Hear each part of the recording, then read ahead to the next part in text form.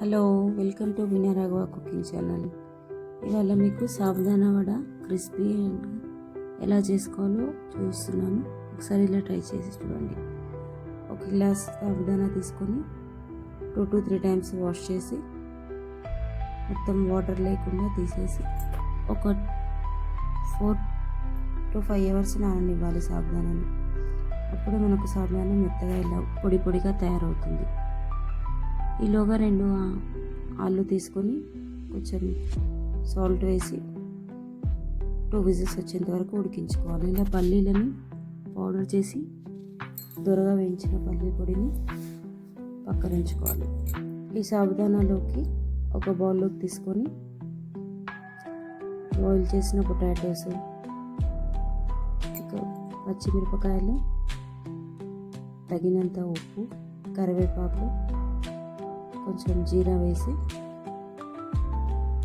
పిండిని ఒక బౌల్ లాగా తయారు చేసుకోవాలి. దీని లోపలికి పల్లీల పొడిని కూడా మనం యాడ్ చేసుకోవాలి. ఇంతకుముందు చేసి ఉంచుకున్న పల్లీల పొడిని. వీటికి మళ్ళీ సపరేట్గా ఏం వాటర్ యాడ్ చేయాల్సిన అవసరం లేదు. మనకి పొటాటోలో ఉన్న తడితోనే సాబుదానా మొత్తం మంచిగా నానిపోతుంది. దీన్ని ఒక నిమ్మకాయ సైజ్ అంత సాబుదానా తీసుకొని 2 చేతులతో యూజ్ చేయొచ్చు, లేకపోతే సింగిల్ హ్యాండ్తోనైనా ఇలా ప్రెస్ చేస్తూ కొంచెం దళసరిగా ఉండేటట్టు చేసుకొని ఆయిల్లో డీప్ ఫ్రై చేసుకోవాలి. హై ఫ్లేమ్లో పెట్టినా కూడా ఓన్లీ బయట పెట్టినే కాలుతుంది.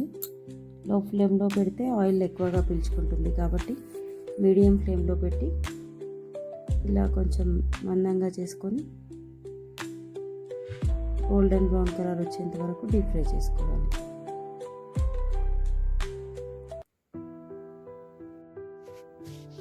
Thank you for watching my channel.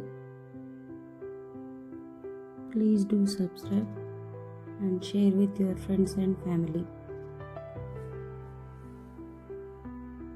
మీకు నెక్స్ట్ రెసిపీ ఏది కావాలో కామెంట్ సెక్షన్లో మెన్షన్ చేయండి. Thank you for your support.